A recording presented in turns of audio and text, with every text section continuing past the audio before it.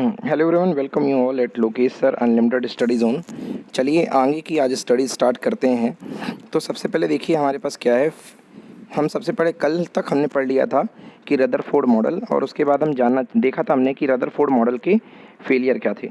आज Rutherford model के failure के बाद जो है हम पढ़ने जा रहे हैं बोर्स का एटॉमिक मॉडल। तो जानेंगे कि failure of the Rutherford model क्या थे।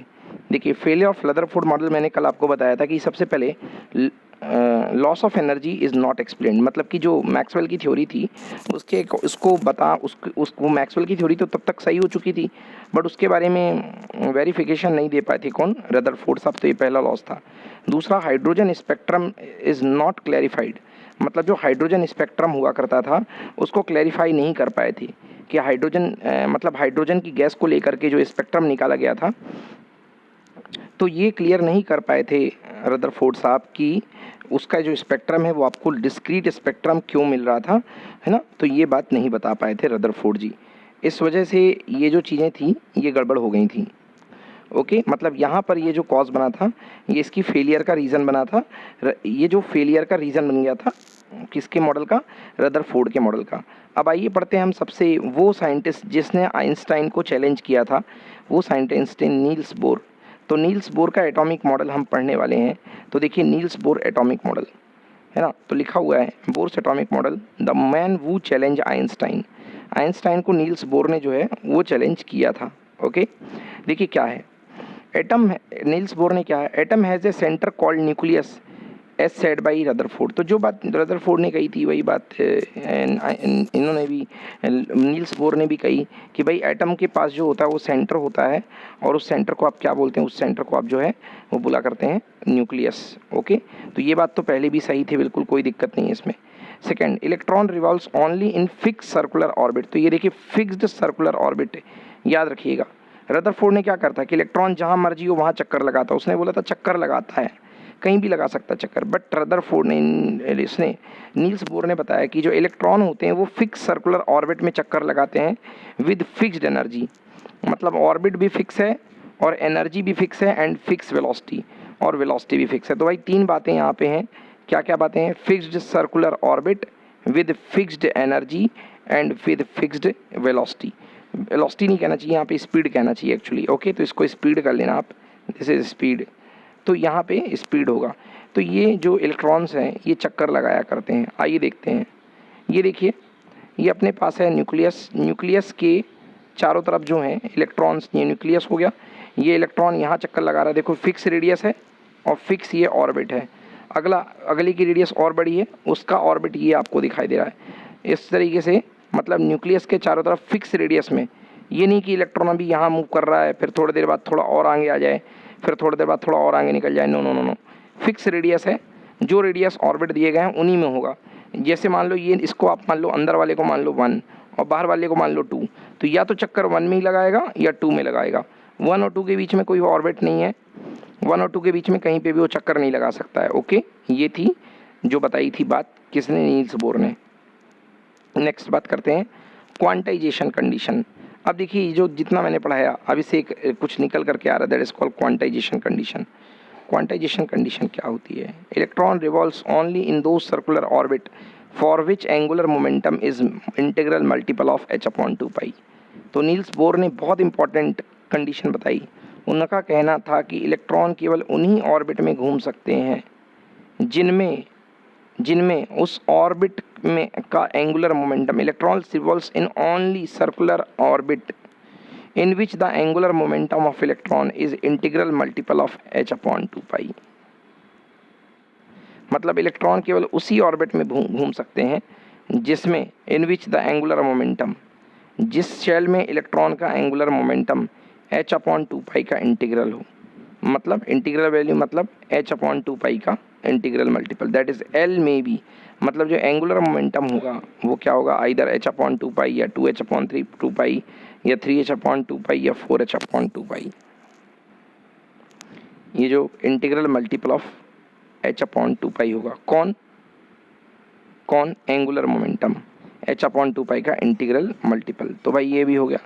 देखिए that is angular momentum is the quantized, that is angular momentum is quantized. तो देख लिया आपने क्योंकि एन का टर्म्स आ चुका है h/2 का मल्टीप्लाई, तो इसका मतलब एंगुलर जो मोमेंटम होता है वो खुद में भी क्वांटाइज होता है, that is it is a variable in all the fixed amount.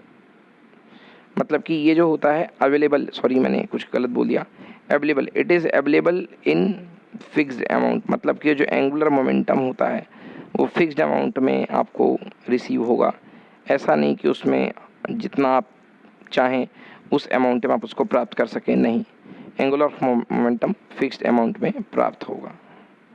चलिए नेक्स्ट वीडियो की तरफ, अगली स्लाइड की ओर देखते हैं।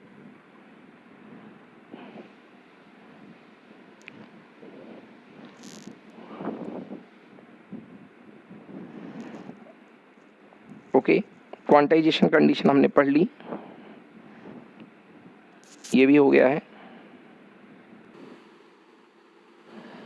तो एक बार फिर से इस इम्पॉर्टेंट बात को मैं बोलूँगा कि एटम जो होते हैं, एटम के पास न्यूक्लियस होता है, जो कि रदरफोर्ड ने सजेस्ट किया था, इस बात को नील बोरस ने माना। And electron revolves in the fix circular orbit, तो फिक्स सर्कुलर ऑर्बिट याद रखिएगा, विथ फिक्स एनर्जी, मतलब एनर्जी भी फिक्स होती है, एंड विथ फिक्स वेलोसिटी। तो ये तीनों बातें बहुत इंपॉर्टेंट है। फिक्स सर्कुलर ऑर्बिट होता है, मतलब फिक्स एकदम नंबर फिक्स होते हैं सर्कुलर ऑर्बिट का। दूसरा, एनर्जी फिक्स होती है हर ऑर्बिट की। इलेक्ट्रॉन कोई भी एनर्जी धारण नहीं कर सकता है। It can possess some finite level of energy and it can possess some finite value of velocity. इसका मतलब एक बार फिर से डायग्राम में समझिए। ये देखिए रेडियस फिक्स है, मतलब यदि आपका ये फिक्स है तो इसी ऑर्बिट में चक्कर लगाएगा। यहाँ पे रेडियस दूसरी फिक्स है तो इसी ऑर्बिट में चक्कर लगाएगा। यदि तीसरी रेडियस होगी कोई तो उस ऑर्बिट में चक्कर लगाएगा। ऐसा नहीं कि इन बिटवीन कहीं भी इलेक्ट्रॉन अपनी खुद की ऑर्बिट में चक्कर लगाना शुरू कर दे, ऐसा नहीं होगा। ओके जी, ये क्लियर हो गया आपको। देन इसके बाद देखिए नेक्स्ट है क्वांटाइजेशन कंडीशंस। ओके, तो क्वांटाइजेशन कंडीशन ये थोड़ी सी इंपॉर्टेंट है, इसको सुनिए क्या कह रही quantization condition. Electrons revolves only in those circular orbit for which angular momentum is integral multiple of h/2π। ये बहुत इंपॉर्टेंट बात है।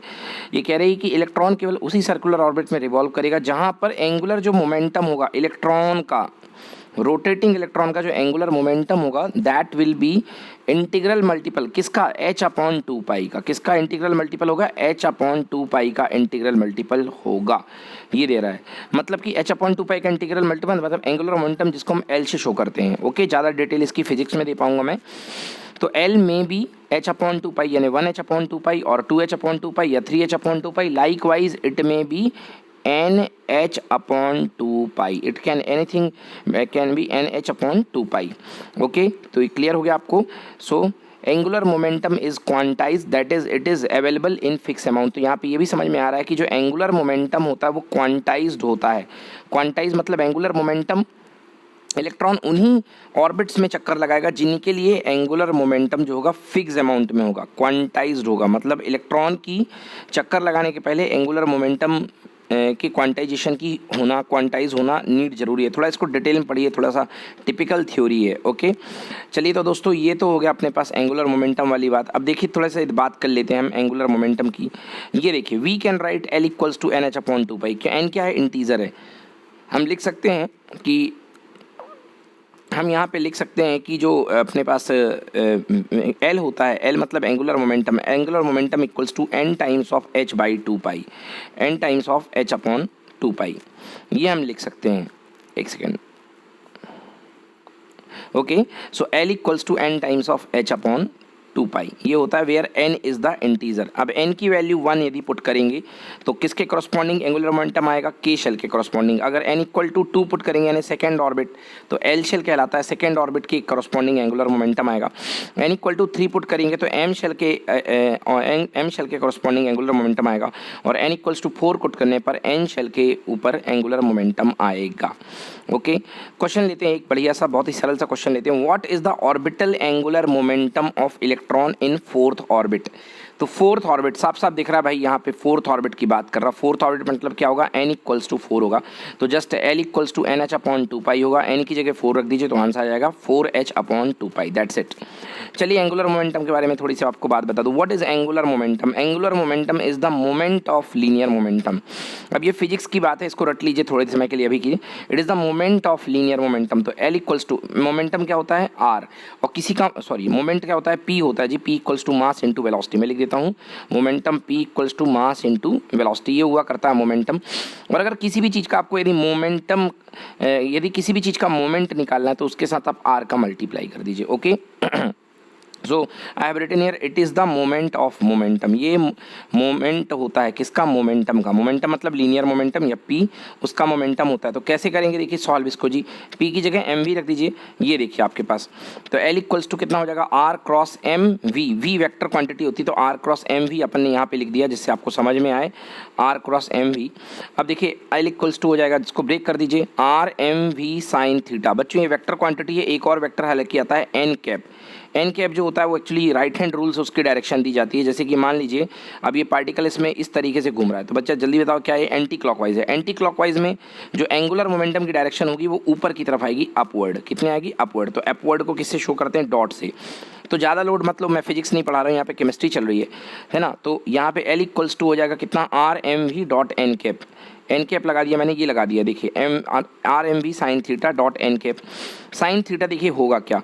थीटा किसका किसके बीच का होगा? यहाँ पे आर वेक्टर है और ये वी वेक्टर है। तो देखो आर वेक्टर कैसे जा रहा है ये, और वी वेक्टर जा रहा है ये, मतलब दोनों के बीच का एंगल कितने डिग्री है? 90 डिग्री है। तो एक्चुअली आर और वी के बीच का एंगल 90 डिग्री, चाहे आप कहीं भी काउंट कर लो। जैसे देखो यहाँ पे ये आर है और ये वी है, फिर से देखो एंगल कितनी डिग्री है? 90 डिग्री है। तो एवरी टाइम एंगल 90 डिग्री होने की वजह से आपको यहाँ पे साइन 90 पुट कर दो तो कितना आ जाएगा? L equals to M V R. Sine 90 की वैल्यू 1 होती है, डॉट एन कैप। यदि आप मैग्नीट्यूड की बात करेंगे तो एंगुलर मोमेंटम का जो मैग्नीट्यूड आएगा वो कितना आएगा? M into V into R. V is the speed. V क्या है? यहाँ पे स्पीड है। तो इस तरीके से जी ये वाली बात आपकी क्लियर होती है, इस है ना, एंगुलर मोमेंटम की। चलिए आगे देखते हैं। ये स्लाइड हमने पूरी पढ़ ली है बच्चों। चलिए अब आगे देखते हैं। तो क्या कहा भाई नील्स बोर्स ने? नील बोर्स ने कहा था कि जो एंगुलर मोमेंटम होता है वो h/2 का इंटीग्रल मल्टीपल होता है। मतलब angular momentum M V R जो होगा, M V R equals to हो जाएगा कितना? NH/2 M V R equals to हो जाएगा NH/2। ये वाला फॉर्मूला जो है NH/2, इसको बोलते हैं बोर्स की क्वांटाइजेशन कंडीशन। इसे कहते हैं हम बोर्स क्वांटाइजेशन कंडीशन। इसे बोर्स की क्वांटाइजेशन कंडीशन कहा जाता है। ओके, ये बोर की क्वांटाइजेशन कंडीशन है। अच्छा, आप H पूछ रहे होंगे H क्या होता है? तो बच्चों H जो होता है मॉडर्न फिजिक्स का एक प्लैंक कांस्टेंट होता है। तो इसकी वैल्यू याद कर लो आप। H इक्वल टू होता है 6.636 इंटू 10⁻34। बट आपका काम 6.6 इंटू 10⁻34 से केवल ही चल जाएगा, कोई ज़्यादा आपको कुछ करने की ज़रूरत नहीं है। ओके, तो ये अपने पास हो गया प्लैंक कांस्टेंट की वैल्यू 6.6 इंटू 10⁻34। चलिए आगे पढ़ते हैं। Fourth postulate. अच्छा, मैं पोस्टुलेट वर्ड मैंने अभी यूज़ किया है शायद काफ़ी देर के बाद। पोस्टुलेट मतलब होता है कथन, मतलब कि जो उन्होंने अपने मॉडल के लिए कुछ ऐसी चीज़ें बताई कि ये ऐसा होगा, ये ऐसा होगा, ये ऐसा होगा, ये ऐसा होगा, अपने एक्सपेरिमेंट के बाद, ऑब्जर्वेशन के बाद जो चीज़ें बताई वो पोस्टुलेट कहलाता है जी। चलिए देखते हैं फोर्थ पोस्टुलेट। तो फोर्थ पोस्टुलेट क्या कहती है भाई? While revolving the electrostatic force between electron and nucleus provide centripetal force. देखो भैया, while revolving the electrostatic force between electron and nucleus provide the centripetal force. इसको अच्छे समझो। देखो क्या है, यहाँ पे न्यूक्लियस है, न्यूक्लियस के ऊपर पॉजिटिव चार्ज है। कौन घूम रहा है? इलेक्ट्रॉन घूम रहा है। इलेक्ट्रॉन और प्रोटॉन के बीच में अट्रैक्शन लगेगा, ये इसको अपनी तरफ खींचेगा। तो ये जो अट्रैक्शन फोर्स जो इसको अपनी तरफ खींच रहा है, ये अट्रैक्शन फोर्स जो डाउनवर्ड काम कर रहा था, ओके, ये इलेक्ट्रोस्टैटिक फोर्स है। ये फोर्स क्या प्रोवाइड करेगा? ये प्रोवाइड करेगा सेंट्रीपिटल फोर्स प्रोवाइड करेगा, FC। ये बहुत इंपॉर्टेंट बात है, इससे काफ़ी सारे आपके डेरिवेशन आने वाले हैं। मतलब यही जो डाउनवर्ड जो फोर्स लग रहा था, ये आपको ये फोर्स जो है इलेक्ट्रोस्टैटिक फोर्स, ये सेंट्रीपिटल फोर्स की फॉर्म में दिखाई देगा। देख लो ये लिखा है, ये फोर्स क्या बन जाएगा? ये फोर्स बन जाएगा आपका सेंट्रीपिटल फोर्स। ओके, तो ये फोर्स आपका सेंट्रीपिटल फोर्स बन जाएगा। आइए तो हम क्या लिख सकते हैं?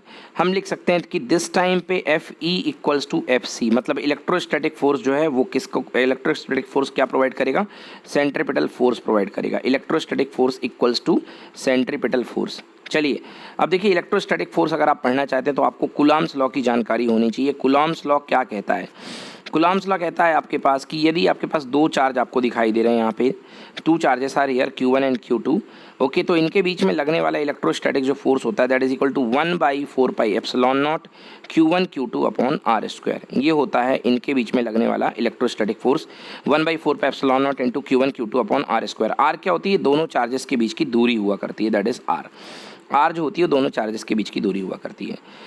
तो देखो जी, ये हो गया अपने पास। और दूसरा सेंट्रीपिटल फोर्स की लगे हाथों बात कर लेते हैं। देखो सेंट्रीपिटल फोर्स ये अपने पास यहाँ पे जो है, अपने पास यहाँ पे ये देखो, ये ऑर्बिट में इलेक्ट्रॉन घूम रहा है, ये इलेक्ट्रॉन अपने पास ऑर्बिट में घूम रहा है, तो सेंटर की तरफ ही सेंट्रीपिटल फोर्स काम करेगा।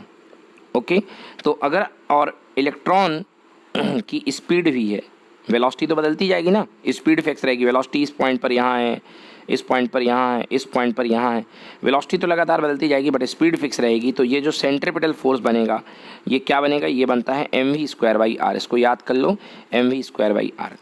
दोनों फोर्सेस जी आपने पढ़े हुए हैं, दोनों फोर्सेस आपने पढ़े हुए हैं, मतलब 11th क्लास में पढ़ लेंगे।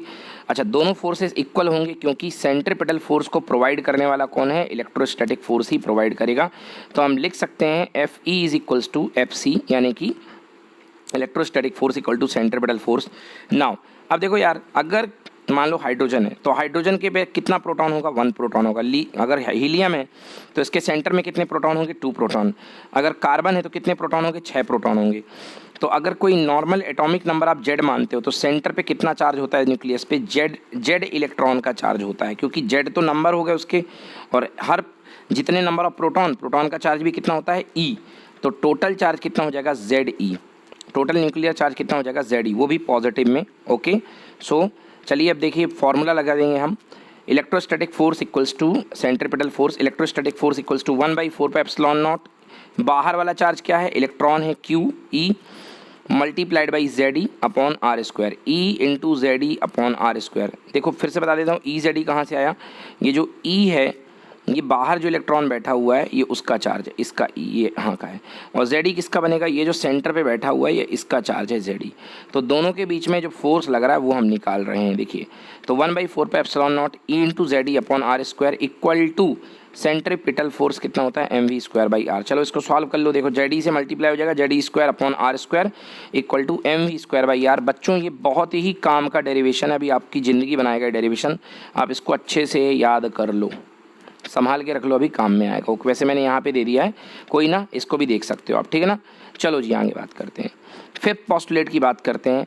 While revolving in a particular orbit electron neither given energy nor losses energy, energy of an orbit shell is fix. देखो मतलब कहाँ मैक्सवेल साहब की थ्योरी कि अगर कोई एक्सेलरेटेड चार्ज पार्टिकल रिवॉल्व करेगा किसी ऑर्बिट पे तो वो एनर्जी लगातार रिलीज करेगा, बिल्कुल खारिज कर दिया इस बात को नील्स बोर्स ने। नील बोर्स ने कहा while revolving in a particular orbit, जब किसी पर्टिकुलर ऑर्बिट में अगर इलेक्ट्रॉन घूमेगा, इलेक्ट्रॉन नाइदर गेन एनर्जी, ना तो एनर्जी गेन करेगा ना तो एनर्जी लूज करेगा, आराम से ज़िंदगी भर उसी एनर्जी के साथ, जिस एनर्जी पे था उसी एनर्जी के साथ चक्कर लगाता रहेगा, फिक्स मतलब उसी एनर्जी के साथ चक्कर लगाता रहेगा। क्या इससे मतलब क्या मालूम पता चला? इससे पता ये चल रहा है कि हर ऑर्बिट की एनर्जी फिक्स होती है, इलेक्ट्रॉन की एनर्जी फिक्स नहीं होती है, हर ऑर्बिट की एनर्जी फिक्स होती है। जैसे कि आप किसी ऑडिटोरियम में जाते हो तो पहली लाइन लगी होती है VVIP की, फिर उसके बाद होती है VIP, फिर उसके बाद होते हैं IP मतलब इम्पॉर्टेंट पर्सन। तो सबसे पहले वेरी वेरी वेरी इंपॉर्टेंट, अगली वाली लाइन क्या होती है? वेरी इंपॉर्टेंट पर्सन, फिर उसके बाद होते हैं इंपॉर्टेंट पर्सन, फिर मीडिया आता है ना, फिर आम लोग की होती है। तो ये क्या होते हैं? वो एनर्जी लेवल पहले से ही फिक्स है। ओके, कि VVIP में कौन कौन बैठेगा वो पहले से ही वो लेवल फिक्स है। तो इस तरीके से ऐसा नहीं कि इलेक्ट्रॉन किसी भी रैंडम एनर्जी लेवल पे रह सकता है, इलेक्ट्रॉन हमेशा एक फिक्स एनर्जी लेवल पे ही रहेगा। ओके, मतलब इलेक्ट्रॉन की सिचुएशन ऐसी है उसकी क्लास में कि या तो उसके 60 मार्क्स आ सकते हैं, या 70 आ सकते हैं, या 80 आ सकते हैं, या 90 आ सकते हैं। इलेक्ट्रॉन की कोई और दूसरे मार्क्स आ ही नहीं सकते हैं, मतलब फिक्स एनर्जी लेवल है। थोड़ा और आगे पढ़ाऊंगा तो मैं आपको समझ में आएगा। तो फिर से एक बार बोलता हूँ, while revolving in a particular orbit in an electron neither gain energy nor losses energy, energy in the orbit shell is fix. तो दिमाग में बिठा लो ये बात भैया कि जो शेल की एनर्जी होती है वो फिक्स होती है, याद रखना। और इलेक्ट्रॉन मजबूरी में उसी शेल में बैठेगा, मतलब फिक्स एनर्जी लेके ही बैठेगा। शेल की एनर्जी फिक्स है, रेडियस भी फिक्स है, एंगुलर मोमेंटम भी फिक्स है। शेल का नया नाम जो है वो कहलाता है स्टेशनरी एनर्जी लेवल। यहाँ तक आने के बाद जो शेल के नाम पड़ जाते हैं that is called stationary energy level. जैसे फर्स्ट n इक्वल्स टू 1 के कॉरस्पॉन्डिंग के शेल, n इक्वल्स टू 2 अगर आप कहेंगे तो that is called L shell. Okay, n equals to 3 के लिए नाम होगा के एल एम शेल, और n इक्वल्स टू 4 के लिए एन शेल। तो इनके नाम इस तरीके से जो हैं आप इनके नाम रख सकते हैं। तो ये हमने पढ़ ली स्लाइड। ओके, तो इस तरीके से ये इनके शेल के नाम हुआ करते हैं। ओके, तो बच्चों हमने कितने पोस्टुलेट पढ़ लिए? हमने 5th पोस्टुलेट। अब ये 6th पोस्टुलेट की बात करते हैं। 6th पोस्टुलेट ये हमारा,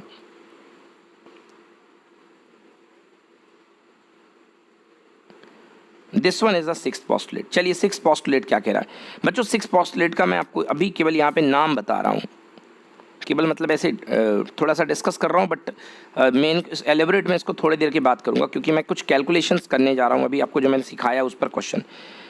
6th पोस्टुलेट कहता है electron can gain energy, can loss energy and change its orbit. हाँ जी, अरे आप कहेंगे सर अभी आपने बताया कि इलेक्ट्रॉन फिक्स एनर्जी के ऑर्बिट में चक्कर लगाता है और ना तो ये एनर्जी ना तो ये किसी भी प्रकार की एनर्जी लूज़ नहीं करता है, मतलब इसकी हमेशा एनर्जी सेम होती है। अब इसका मतलब समझिए मैं क्या बोल रहा हूँ। ये देखिए, इसकी सिंपल सी मीनिंग है कि इलेक्ट्रॉन अगर अपनी खुद की ऑर्बिट में है तो चाहे ये 50 साल तक चक्कर लगाए, ये कोई एनर्जी ना तो देगा और ना ये कोई एनर्जी लेगा। अगर ये अपनी ऑर्बिट में चक्कर लगा रहा है तो लगाता रहेगा, लगाता रहेगा ज़िंदगी भर। दिख रहा है चक्कर लगाते हुए, लगाता रहेगा ज़िंदगी भर, कोई एनर्जी ना लेगा और ना एनर्जी देगा। मेरे कहने का मतलब ये है। बट फिर इस लाइन का मतलब क्या हुआ? इस लाइन का मतलब ये है, तुम ऐसे समझो इस लाइन का मतलब कि जैसे मान लो ये ऑर्बिट है अंदर वाली और ये बाहर वाली एक ऑर्बिट है। इस लाइन का मतलब ये है कि इलेक्ट्रॉन खुद की ऑर्बिट में रिमूव करने में कोई एनर्जी लॉस नहीं करेगा, गेन नहीं करेगा। बट इन केस अगर यहाँ का इलेक्ट्रॉन यहाँ जाता है, lower energy to higher energy या हायर टू लोअर आता है, उस केस में लोअर टू हायर जाने में ये एनर्जी मांगेगा, मतलब इसमें इसको एनर्जी देनी पड़ेगी क्योंकि हायर एनर्जी में जा रहा है। और अगर हायर टू लोअर में आ रहा है तो ये एनर्जी रिलीज़ करेगा। तो अभी हम इसको बहुत ज़्यादा डिटेल में पढ़ेंगे, बट अभी नहीं, अभी थोड़ा सा वक्त है। आइए देखते हैं अभी दूसरी बातें। चलिए जी, कैलकुलेशन की बात करते हैं। कैलकुलेशन हो जाए थोड़ी सी, क्या क्या कैलकुलेशन करना है, बहुत आता है एग्जाम में, पढ़ लो अच्छे से। 11th क्लास में भी है, 12th क्लास में भी है। हमें कैलकुलेट करना है radius of the orbit of electron, मतलब इलेक्ट्रॉन जिस फिक्स रेडियस वाली ऑर्बिट में चक्कर लगाता है वो रेडियस क्या है, एक तो ये आता है एग्जाम में। देन वेलोसिटी ऑफ इलेक्ट्रॉन, भैया वेलोसिटी क्या होती है इलेक्ट्रॉन की, किसी भी ऑर्बिट में, पहले ऑर्बिट में, दूसरे ऑर्बिट में, तीसरे ऑर्बिट में इलेक्ट्रॉन की वेलोसिटी क्या है, ये भी हमें निकालना है। Then kinetic energy of the electron, बहुत ही सिंपल है भाई, वेलोसिटी मिल जाएगी तो फार्मूला होता है 12mv², काइनेटिक एनर्जी आ जाएगी। पोटेंशियल एनर्जी ऑफ इलेक्ट्रॉन, ये भी एक फार्मूला मैं आपको बता दूंगा थोड़ी देर में, उसमें देखिए अगर आप दोनों एनर्जी को जोड़ दोगे तो टोटल एनर्जी आ जाएगी। बच्चों फिजिक्स में पढ़े होंगे आप लोगों ने, नहीं पढ़े तो पढ़ लेना। Total energy equals to kinetic energy plus potential energy, दोनों एनर्जी को जोड़ दो तो टोटल एनर्जी निकलती है। Total energy equal to potential energy plus kinetic energy. चलिए आइए तो रेडियस की कैलकुलेशन करते हैं। तो रेडियस निकालने के लिए बच्चों हमको वहीं से उठाना पड़ेगा, कहाँ से, बोर्स की क्वांटाइजेशन थ्योरी से। बोर्स की क्वांटाइजेशन थ्योरी क्या थी कि एंगुलर मोमेंटम इक्वल्स टू होता है NH/2π, और एंगुलर मोमेंटम की वैल्यू क्या होती है MVR इक्वल टू NH/2π। एक रिलेशन तो ये था यार अपने काम का, एक रिलेशन तो अपने काम का ये है। ओके, तो ये काम का एक रिलेशन है। दूसरा रिलेशन क्या है भैया अपने पास, 1/4πε0 ZE²/R² इक्वल टू MV²/R। ये दोनों रिलेशन आपने रख लिए। अब एक काम करो भैया, फर्स्ट वाले का स्क्वायर कर दो, फर्स्ट वाले का स्क्वायर कर दो। क्यों स्क्वायर कर दो? इसलिए स्क्वायर कर दो क्योंकि आपके पास V² आ जाए। ओके, V² आ जाए क्योंकि आपको रेडियस चाहिए है, तो वेलोसिटी को आपको गायब करना है। जब तक वेलोसिटी गायब नहीं होगी तब तक रेडियस में अकेले क्वेश्चन नहीं बनेगा, क्योंकि यहाँ पे दो वेरिएबल हैं, एक वेलोसिटी और एक रेडियस। तो आपने स्क्वायरिंग कर दी फर्स्ट वाले की। देखो भाई, फर्स्ट वाले में आपने स्क्वायर कर दिया तो M² V² R² equal to कितना हो गया, N² H²/4π², ये अपने पास आ गया। अब एक काम करो, ये जो सेकेंड इक्वेशन है, सेकेंड इक्वेशन में इस वाले का जो थर्ड वाली आई है, ये वाला इक्वेशन जो आया है, इसको आप डिवाइड कर दो। ओके, तो चलिए कैसे करते हैं देखो। तो या इसमें इस वाले का डिवाइड कर दो, किसी को कर दो, कोई फ़र्क नहीं पड़ने वाला है। तो ये जो नई इक्वेशन आई है, थोड़े पल भर के लिए मान लो इस इक्वेशन का नाम मैं दे देता हूँ, दिस इज इक्वेशन नंबर 3। तो इक्वेशन नंबर 3 में इक्वेशन नंबर 2 का डिवाइड करो, और कैसे डिवाइड करो वो नीचे देखो मैंने भी थोड़ी सी यहाँ कचरा कर दिया है हल्का सा, बट क्या करूँ, है ना, मुझे भी थोड़ा सा टाइम लग गया। तो देखो M square V square R square, ये है M square V square R square equal to N square H square upon 4 pi square divided by, ये देखो ये वाला term M V square by R divide by M V square by R equals to कितना है, नीचे इस equal to किसकी value है, देखो 1/4 पे epsilon naught Z square upon R square, 1/4 पे epsilon naught Z square upon R square. यार क्या कट जाएगा, देखो 2 एम है ऊपर, 1 एम से 1 एम कैंसिल, 1 एम बचेगा, वी स्क्वायर से वी स्क्वायर कैंसिल, जिसकी अपन को चिंता थी, आर स्क्वायर ऊपर है, नीचे से आएगा क्या बन जाएगा, आर क्यूब बन जाएगा, यहाँ पर ऊपर आएगा नीचे से आर क्यूब बन जाएगा। ओके चलो अगले पेज पे देखते हैं आगे क्या होता है। चलिए ये देखो ये होता है, तो क्या बचा यार, केवल एम आर क्यूब बचा। देखो कैसे बचा था एम आर क्यूब, तुम देख लो नहीं कंफ्यूज हो रहे होगे। एक तो एम बच गया था क्योंकि 2 पावर थी, एक पावर से 1 एम बच गया था। ओके तो एक अपने पास क्या बच गया था, 1 एम बच गया था यहाँ पे, और दूसरा एक आर स्क्वायर है, ये आर इसके साथ मल्टीप्लाई हो जाएगा, तो फाइनली क्या बन जाएगा, आर क्यूब। मतलब कुल मिला के क्या बच गया, M into R cube. Left side में बन गया अपने पास एम इंटू आर क्यूब। चलो वापस आ जाओ, ये बन गया जी M into R cube equal to, वहाँ क्या बचा, एन स्क्वायर एच स्क्वायर। देखो कैसे, एन स्क्वायर एच स्क्वायर ऊपर है, बिल्कुल है। ओके और कौन कौन किसको कैंसिल करेगा, एन स्क्वायर एच स्क्वायर, ये आर स्क्वायर ऊपर आ जाएगा, और 4 पाई 4 इंटू 4 कितना हो जाएगा, 4 से 4 कैंसिल हो जाएगा जी, तो 4 से 4 जो है ये क्या हो गया, कैंसिल। 1 पाई से 1 पाई भी कैंसिल हो जाएगा, ये पाई से पाई कैंसिल हो जाएगा, एप्सिलॉन नॉट आर स्क्वायर ऊपर आ जाएगा, और जेड स्क्वायर नीचे चला जाएगा अपने पास, ठीक है ना। तो फाइनली बचा क्या, वो देखो बचा अपने पास यार ये सब कुछ, देखो N square H square 4 pi epsilon naught R square upon 4 pi square R Z square, R square 4 pi square Z square. तो यार अब क्या कर सकते हो, अब आर स्क्वायर से एक आर स्क्वायर कैंसिल कर दो, आर बच गया, तो आर की वैल्यू कितनी आ गई, N square H square epsilon naught, 4 से 4 भी कैंसिल हो गया। ओके 1 पाई से 1 पाई भी कैंसिल हो गया, पाई इधर से m नीचे आ गया, पाई एम जेड ई स्क्वायर। तो इसको अच्छे से लिखेंगे, यानी nth ऑर्बिट की रेडियस जो हो जाएगी, nth ऑर्बिट में अगर चक्कर लगा रहा था इलेक्ट्रॉन, तो nth ऑर्बिट की रेडियस हो जाएगी N square H square epsilon naught pi M Z E square. थोड़ा सा सजा लो इसको, देखो इसमें जो जो कॉन्स्टेंट है, कौन कौन है भैया कॉन्स्टेंट, एच प्लांक कॉन्स्टेंट होता है, एप्सिलॉन नॉट कॉन्स्टेंट होता है, पाई कॉन्स्टेंट होता है, मास ऑफ इलेक्ट्रॉन कॉन्स्टेंट होता है, जेड वेरिएबल होता है, अलग अलग होता है, ई स्क्वायर कांस्टेंट होता है। तो सारे कांस्टेंट यहाँ अलग से रख लो इसमें, और वेरिएबल पार्ट क्या बन गया, एन स्क्वायर अपॉन जेड। इन कांस्टेंट की वैल्यू प्लेस करने पर आपके पास जो आता है बहुत ही इंटरेस्टिंग रिजल्ट आता है बेटा, आर एन मतलब nth ऑर्बिट की radius equal to 0.53 into N square by Z angstrom. मतलब कि एटम की जो रेडियस होती है वो एंगस्ट्रॉम ऑर्डर में होती है, मतलब 10 की पावर -10 ऑर्डर हुआ करता है। मैंने पहले भी बताया था कि एटॉमिक जो रेडियस होती है वो 10 की पावर -10 ऑर्डर की हुआ करती है। आई होप आपको ये बहुत अच्छे से क्लियर हो गया होगा जी। ओके सो ये हुआ करता है। चलिए आइए क्वेश्चन करते हैं, एक क्वेश्चन करते हैं अपने पास, find the radius of the find the radius of the first second and third shell of the hydrogen atom z equal to 1। देखो भैया फर्स्ट सेल मतलब n equal to 1, second shell n equal to 2, third shell n equal to 3 and hydrogen atom मतलब कि z equals to 1 होगा। चलिए तो formula क्या था, r equal to 0.53 n square upon Z. तो n की वैल्यू बस चेंज करते जाओ क्योंकि z तो हर में सब में 1 आएगा। n फर्स्ट में 1 का स्क्वायर 1, सेकेंड में 2 का स्क्वायर 4 और थर्ड में 3 का स्क्वायर 9। तो इस तरीके का ये सिंपल क्वेश्चन, बहुत ही रद्दी घटिया, सब लोग कर लेना। चलो जी अगला क्वेश्चन देखते हैं। विच ऑफ द फॉलोइंग, ये भैया जेई का क्वेश्चन है। ओके IIT जेई का क्वेश्चन है, इसलिए इसमें मैंने ऑप्शन दिए हैं। देखो which of the following will have same radius as first shell of hydrogen atom. कह रहा है कि first shell of hydrogen atom की जैसे किस में सेम रेडियस होगी। तो एक काम करते हैं अपन कि first shell of hydrogen atom की अपन रेडियस निकाल लेते हैं और फिर अपन को समझ जाएगा कि करना क्या है। मतलब क्या कह रहा है कि first shell of hydrogen atom की जैसी सेम रेडियस किसकी होगी, n इक्वल टू 2 वाले लिथियम की, n इक्वल टू 2 वाले हाइड्रोजन है ना हाइड्रोजन की, n इक्वल टू 2 वाले बेरिलियम की, या n इक्वल टू 3 वाले हीलियम की।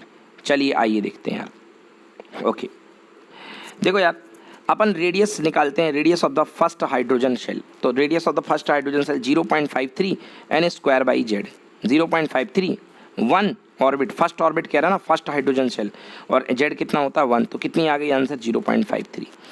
अब देखो यार, अब क्या कह रहा है अपने पास, कह रहा है कि बताओ इन 4 ऑप्शन में, तो मेरे को ये ऑप्शन जो है ये समझ में आ रहा है n=2 पे बेरिलियम, n=2 पे बेरिलियम। क्यों समझ में आ रहा है, देखो क्योंकि बेरिलियम का, एक मिनट बच्चों, हाँ बेरिलियम का एटॉमिक नंबर होता है 4। देखो अब तुमको समझ में आएगा।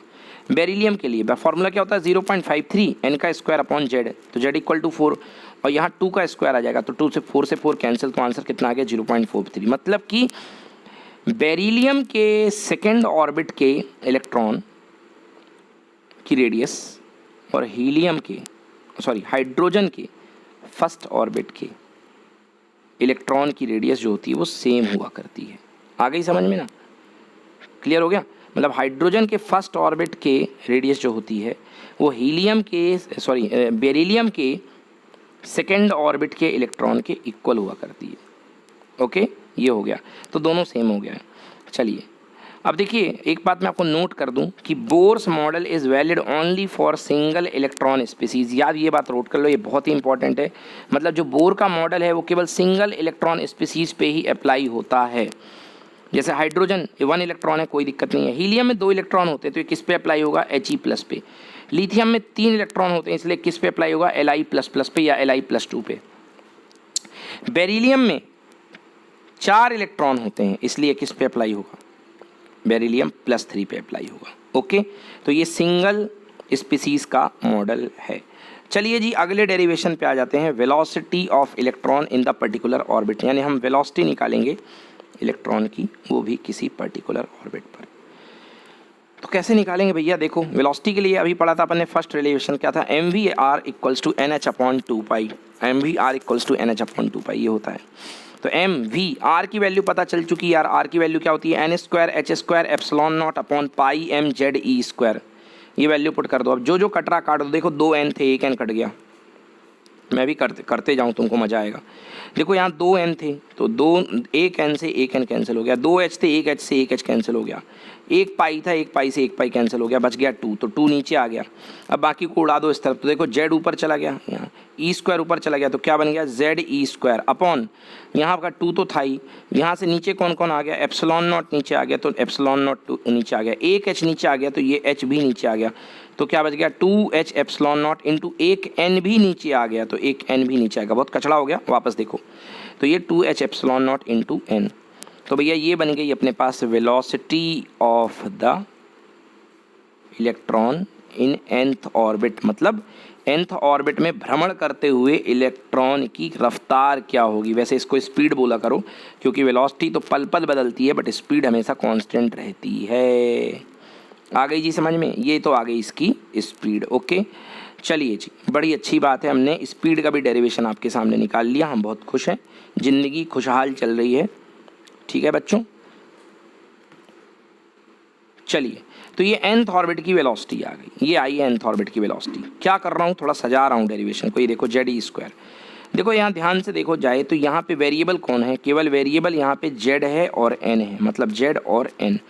तो यदि मैं इस रिलेशन को थोड़ा सा अलग फॉर्मेट में लिखूँ, मतलब z और n की टर्म्स में, तो देखिए मैं इसको लिख सकता हूँ v nth ऑर्बिट की velocity equal to E²/2h ε0 multiply by z/n। बच्चों वही तरीके से जैसे पिछले बार रेडियस में हमने वैल्यू रखी थी, इस बार अगर सारी वैल्यू यहाँ पे रख देते हैं तो ये आता है 2.18 इंटू 10⁶ z/n मीटर पर सेकेंड, मीटर पर सेकेंड। z मतलब एटॉमिक नंबर एंड n मतलब ऑर्बिट। अब रखते जाओ, आंसर निकालते जाओ। चलो क्वेश्चन देखते हैं। Speed of electron in first orbit of hydrogen, speed of electron निकालना फर्स्ट ऑर्बिट ऑफ हाइड्रोजन। बहुत ही घटिया क्वेश्चन है यार, यही आंसर आएगा, क्योंकि हाइड्रोजन के फर्स्ट ऑर्बिट में n=1 होगा और z=1 होगा। वैल्यू पुट कर दो तो answer 2.18 into 10⁶। Next question, speed of electron in second orbit of helium plus. तो ऑर्बिट n=2 हो गया, z भी 2 हो जाएगा, तो बहुत ही सिंपल है। इसका आंसर भी वही आएगा जो पिछले बार आ रहा था, बिकॉज दोनों 2 हो जाएंगे, तो यहाँ पहले 1/1 हो रहा था, अब आएगा क्या 2/2, तो कैंसिल हो जाएगा, तो आंसर आएगा 2.18 इंटू 10⁶ मीटर पर सेकेंड। इसका मतलब क्या हुआ, एक लॉजिक बन गया, एक छोटी सी बात बन गई यहाँ पे। मतलब ऐसे ही बोल रहा हूँ कि मतलब हाइड्रोजन की जो स्पीड फर्स्ट ऑर्बिट में होती है, हाइड्रोजन के इलेक्ट्रॉन की, सिंगल इलेक्ट्रॉन की स्पीड जो फर्स्ट ऑर्बिट में होती है, वही हीलियम प्लस के हीलियम प्लस के इकलौते इलेक्ट्रॉन की स्पीड सेकेंड ऑर्बिट में होती है। पिक्चर बना दूं? चलो पिक्चर बना दूं। देखो ये हाइड्रोजन है, एक प्रोटॉन है, एक इलेक्ट्रॉन है, इसकी जो स्पीड होगी इसके फर्स्ट ऑर्बिट में, ये जो हीलियम के इलेक्ट्रॉन की जो स्पीड होगी, ये दोनों स्पीड आपस में क्या होंगी? बराबर होंगी। ओके, ये मेरे कहने का मतलब इसका फर्स्ट ऑर्बिट की स्पीड और इसके सेकेंड ऑर्बिट की स्पीड जो होगी बराबर होगी। क्लियर हुआ जी? भले इसकी साइज़ बड़ी है मगर इसकी स्पीड इसके स्पीड के दोनों की क्या होंगी? इक्वल होगी। ये मेरे कहने का मतलब है। चलिए बच्चों, तो स्पीड आ चुकी है। अब बात करते हैं एनर्जीज ऑफ इलेक्ट्रॉन। बच्चों दो एनर्जी होती हैं इलेक्ट्रॉन के पास, दो एनर्जी होती हैं। क्यों? एक देखो ये इलेक्ट्रॉन जो आपको दिखाई दे रहा है, पहले तो मैं दिखाऊं दूँ ये इलेक्ट्रॉन बड़ा सा करके, ये दिखा? ओके, ये इलेक्ट्रॉन है। तो पहली चीज़ तो ये इलेक्ट्रॉन जो है एक डेफिनेट वेलोसिटी ले करके घूम रहा है, गोल गोल गोल गोल गोल गोल, चले चलो चले चलो। ये देखो इस पाथ पे ये वर्षों से घूम रहा है और इसके पास क्या है? कोई ना कोई स्पीड है, वेलोसिटी है। देखो पल पल वेलोसिटी चेंज होती है, फिजिक्स में पढ़ लेना। ओके, ये इसकी स्पीड है। क्या स्पीड है? v। दुनिया में कोई भी पार्टिकल अगर कोई स्पीड कंटेन करता है तो उसके पास उसकी गति के कारण जो एनर्जी आती है that is called kinetic energy. उसके मोशन के कारण जो एनर्जी आती है that is called kinetic energy. तो पहली चीज़, इसके पास एक काइनेटिक एनर्जी है। ओके, वो काइनेटिक एनर्जी क्या होती है? That is equals to half mv²। बात की बात है। दूसरा यार, पोटेंशियल एनर्जी होती है दो चार्ज पार्टिकल के बीच में। जब एक पॉजिटिव एक नेगेटिव के पास में है तो इन दोनों के बीच में नैन लड़ जाई हैं, है ना? मतलब दोनों के बीच में आइदर या तो अट्रैक्शन होगा दो चार्जेस के बीच में, या रिपल्सन होगा। अट्रैक्शन यानी प्यार वाली एनर्जी, रिपल्सन माने टकरार वाली एनर्जी, मार दो काट दो, ये सब समझ गए ना? दोनों एनर्जी हैं। तो यार ये एनर्जी दोनों हैं, तो एक एनर्जी कहलाती है पहली वाली काइनेटिक एनर्जी और दूसरी एनर्जी कहलाती है पोटेंशियल एनर्जी। पूरा नाम है इलेक्ट्रोस्टैटिक पोटेंशियल एनर्जी। इस एनर्जी का पूरा नाम है इलेक्ट्रोस्टैटिक पोटेंशियल एनर्जी। अब आ जाओ भाई, काइनेटिक एनर्जी का फॉर्मूला हाफ mv², मतलब कि हाफ m वेलोसिटी निकाली थी अभी। देखो देखो क्या निकाली थी वेलोसिटी, ऊपर तो निकाली ze², ये देख लो z²/2πε0 2h ε0 into n। Value put कर दो, स्क्वायर कर दो। स्क्वायर करने के बाद इसको संभाल लो, ऐसे लिख दो। देखो 1/2 mz², e की पावर 4 हो जाएगा, 2 का स्क्वायर 4 हो जाएगा, h का स्क्वायर h हो जाएगा, e² ε0 का स्क्वायर ε0 और n का स्क्वायर। ठीक है ना? सॉल्व कर दो, कितना आ जाएगा? Kinetic energy equal to 1/8 mz² e की पावर 4/h² ε0² n का स्क्वायर। कौन कौन वेरिएबल है मुझे दिखाई दे रहा है? ये वेरिएबल है, ये वेरिएबल है, बाकी सब कांस्टेंट है। तो बाकी सब कांस्टेंट की वैल्यू रख दो और वेरिएबल को थोड़ा सा अलग सा कर लो। तो चलिए बाकी सब कांस्टेंट की वैल्यू रख देते हैं और वेरिएबल को अलग कर लेते हैं। देखिए कैसे दिखाई देगा आपका derivation. Kinetic energy equals to me²/8h² ε0²। सारी बारात को अलग अलग कर लिया क्योंकि ये कांस्टेंट थी। ओके, और यहाँ क्या बचा? z²/n², ये बच गया। तो इसकी वैल्यू पुट करी बच्चों, कितना आया? 13.6 इंटू z²/n²। और याद रखना इसकी क्वांटिटी जूल नहीं आती, नहीं आती, नहीं आती। क्या आती है क्वांटिटी भैया मेरे? Electron volt. क्या आती है? इलेक्ट्रॉन वोल्ट, भूलना मत। तो काइनेटिक एनर्जी इक्वल टू कितनी होती? 13.6 z²/n² इलेक्ट्रॉन वोल्ट। तो यदि आप मैं बात करूं हाइड्रोजन के फर्स्ट ऑर्बिट की काइनेटिक एनर्जी, तो z इक्वल टू कितना होगा? 1। n की जगह भी कितना होगा? 1। मतलब हाइड्रोजन के फर्स्ट ऑर्बिट की काइनेटिक एनर्जी कितनी होती? 13.6। चलिए नेक्स्ट बात करते हैं पोटेंशियल एनर्जी की। यार पोटेंशियल एनर्जी, दो चार्जेस रखें r डिस्टेंस पे, तो formula 1/4πε0 q1 q2/r। Potential energy याद रखना, कभी भी पोटेंशियल एनर्जी लिखते हैं तो चार्ज के साइन लिया करो। अब आ जाओ फॉर्मूले में बात करते हैं। देखो फॉर्मूले में बेटा, फॉर्मूले में हमारे पास कैसा होगा? देखो एक हमारे पास चार्ज क्या था? जब ही देखा था आपने, न्यूक्लियस बनाया था मैंने, प्यारा सा छोटा सा न्यूक्लियस। आओ दिखाऊं तुम्हें न्यूक्लियस की कहानी, टू आओ दिखाऊं तुम्हें न्यूक्लियस की कहानी। यहाँ प्रोटॉन बैठा है, यहाँ इलेक्ट्रॉन बैठा है। प्रोटॉन के पास जेडी चार्ज है, इलेक्ट्रॉन के पास ई चार्ज है। दोनों की शुरू हुई प्यार की कहानी। जी हाँ, तो देखिए यहाँ पे ZE चार्ज बैठा हुआ है सेंटर पे और यहाँ पे E बैठा हुआ है, तो दोनों के बीच में लगने वाला इलेक्ट्रोस्टैटिक एनर्जी का फॉर्मूला याद कर लो, अभी याद कर लो, ये होता है 1/4 Q1 Q2 अपॉन R। तो पुट कर दो, माइनस साइन क्यों लगा दो, क्योंकि एक चार्ज नेगेटिव है, इलेक्ट्रॉन वाला चार्ज बाहर वाला जो है ना नेगेटिव है, तो -1/4 E इंटू दूसरा चार्ज सेंटर में क्या ZE अपॉन R। ZE क्यों होगा, क्योंकि भाई जितने प्रोटॉन होते हैं उतना चार्ज हो जाएगा उतने टाइम्स, तो -1/4 ZE² अपॉन R की वैल्यू पुट कर दो। R की वैल्यू आपको क्या पढ़ाई मैंने, n² H² डिवाइडेड बाई, तो डिवाइड बाई तो ऊपर चला जाएगा पाई m ZE²। क्लियर है, क्लियर है, क्लियर है, बिल्कुल क्लियर है। ओके, थोड़ा सा सॉल्व कर दो, पाई से पाई कैंसिल हो जाएगा, तो क्या बच गया -ME⁴ divide by 4 times ε0² H² n² into Z²। ठीक है ना, थोड़ा सा क्या करो, थोड़ा सा 2 का ऊपर मल्टीप्लाई करोगे, 2 का नीचे, 2 4 जा कितना हो जाएगा 8, तो आएगा -2ME² upon 8 ε0 H² Z² upon n²। अभी देखा था पहले थोड़ी देर पहले जो डेरिवेशन किया था, इसकी वैल्यू कितनी आई थी, ये आया था 13.6, तो यहाँ पे आएगा 2 टाइम्स 13.6 Z² अपॉन n²। मतलब कि पोटेंशियल एनर्जी जो होती है वो काइनेटिक एनर्जी का कितने टाइम्स होती है, -2 टाइम्स होती है, याद रखना। Potential energy is the -2 times of kinetic energy.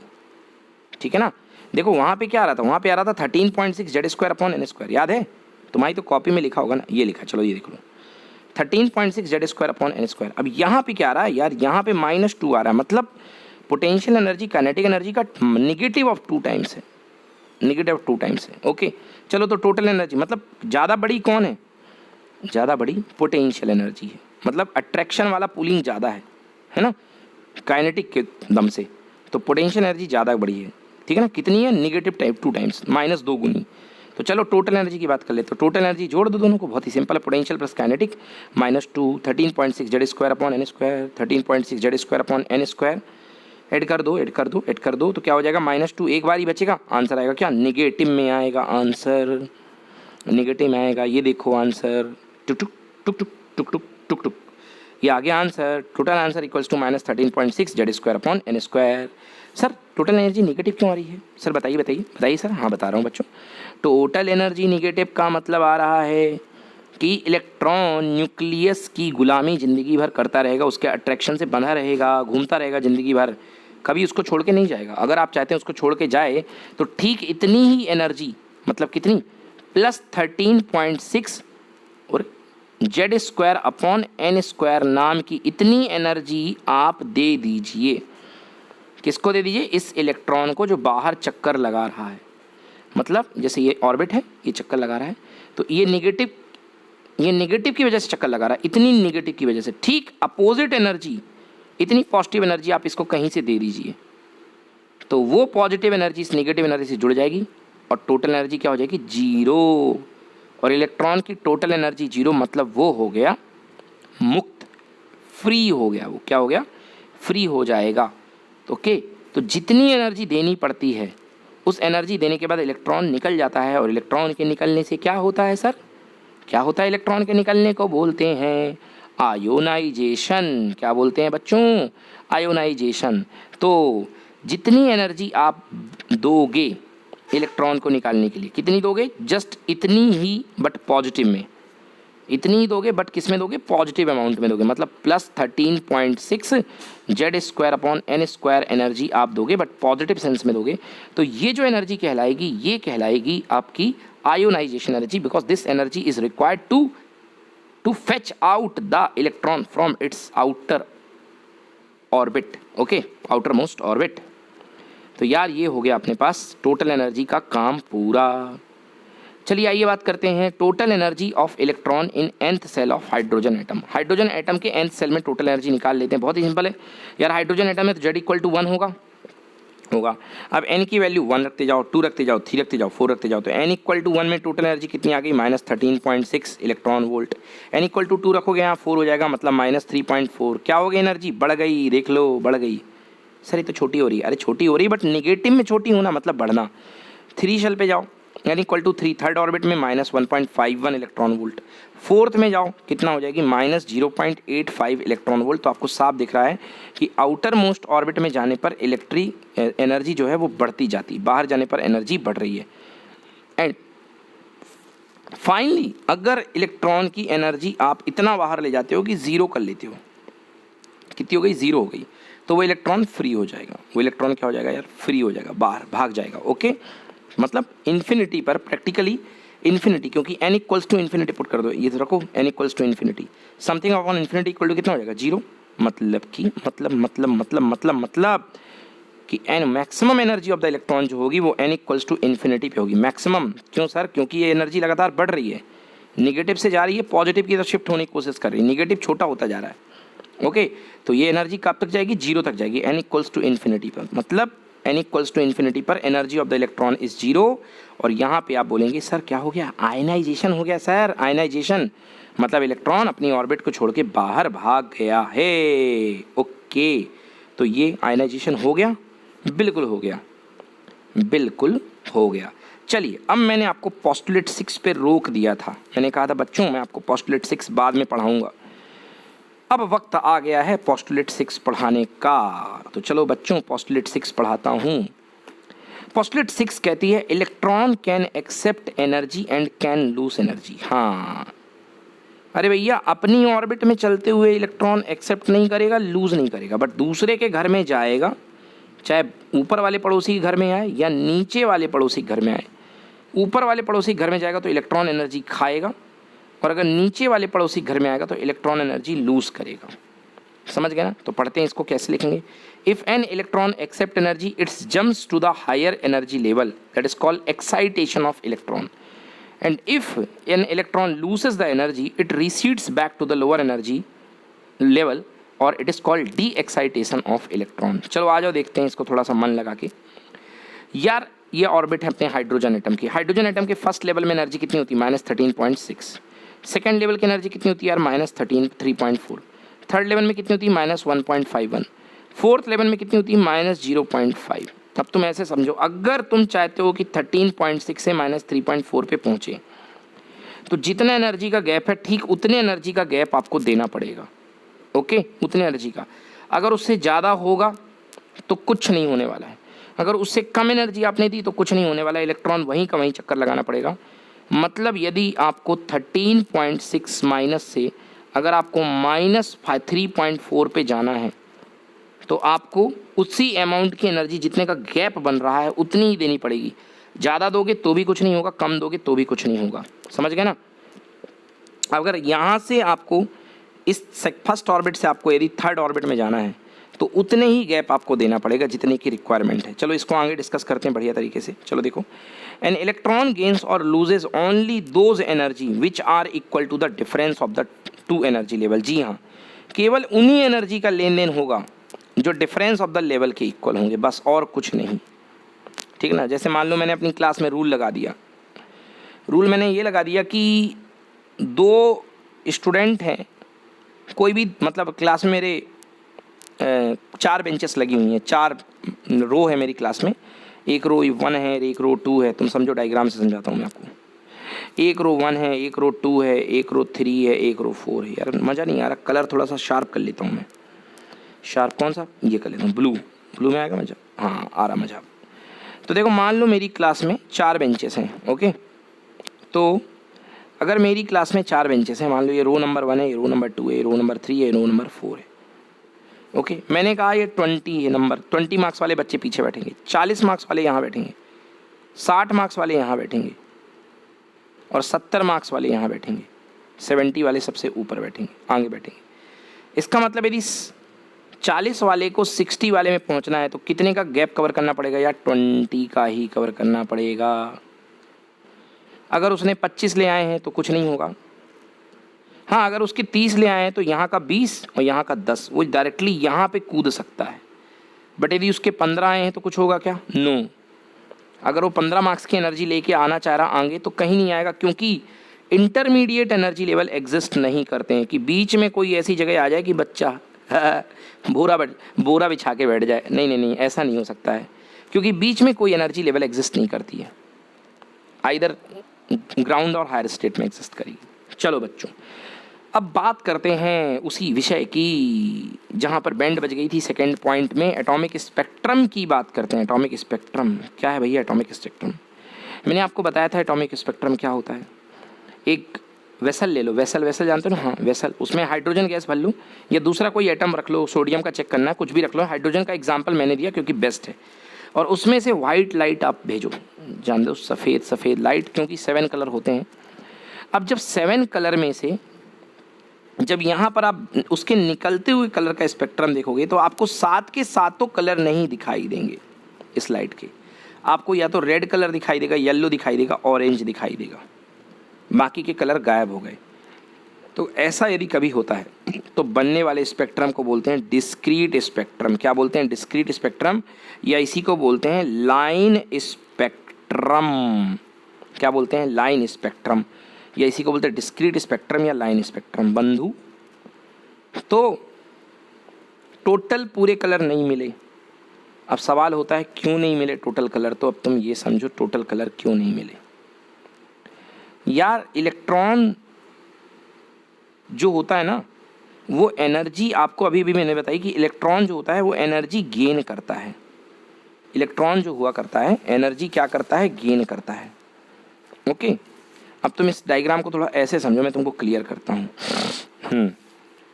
मान लो कि तुमने यहाँ से वाइट लाइट भेजी, वाइट लाइट में 7 कलर होते हैं। वाइट लाइट क्या है? स्पेक्ट्रम है अलग अलग वेव्स का। ओके, और अलग अलग वेव्स में 7 कलर के करस्पॉन्डिंग 7 एनर्जीज होती हैं, 7 एनर्जी, क्योंकि 7 कलर हैं और 7 कलर की 7 एनर्जी होती हैं।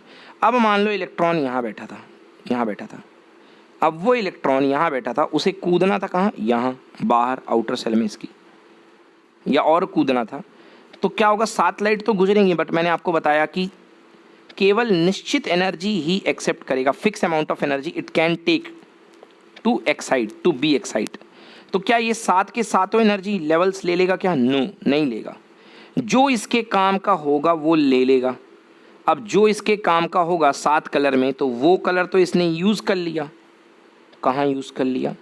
अपने आप को, इलेक्ट्रॉन को ऊपर ले जाने में यूज़ कर लिया। तो क्या वो कलर बचेगा? बिल्कुल नहीं बचेगा, वो कलर गायब हो जाएगा। तो जब ये स्पेक्ट्रम आप दोगे तो आपके पास ज़्यादा कलर रहेंगे, बट जब स्पेक्ट्रम बाहर होकर के निकलेगा तो वो कलर बैंड मौजूद नहीं होगा। क्यों नहीं होगा? क्योंकि उस कलर के करस्पॉन्डिंग, उस कलर की वेवलेंथ के करस्पॉन्डिंग जो एनर्जी है अंदर वाले इलेक्ट्रॉन ने इस्तेमाल कर ली है अपने आप को बाहर कुदाने में। तो जो बाहर आपके पास कलर निकलेंगे वो कम होके निकलेंगे। दिस इज कॉल्ड बंधु लाइन स्पेक्ट्रम। क्या बोलते हैं इसको? इसको बोलते हैं लाइन स्पेक्ट्रम, या इसी का दूसरा नाम है डिस्क्रीट स्पेक्ट्रम। ठीक है ना, डिस्क्रीट स्पेक्ट्रम इसको बोलते हैं। ठीक है ना, तो देखो ये हो गया। तो बच्चों ये हुआ आज हमारा सेकंड चैप्टर। अगर आपको लेक्चर पसंद आया है भैया तो तुरंत देर न लगाओ, लाइक ठोक दो, कमेंट कर दो, शेयर कर दो, अपने दोस्तों को चपका दो बिल्कुल झोंक झोंक करके। ठीक ना, और हमें दीजिए आज्ञा, हम चलता हैं। बहुत बहुत नमस्कार, धन्यवाद, आपका दिन शुभ हो।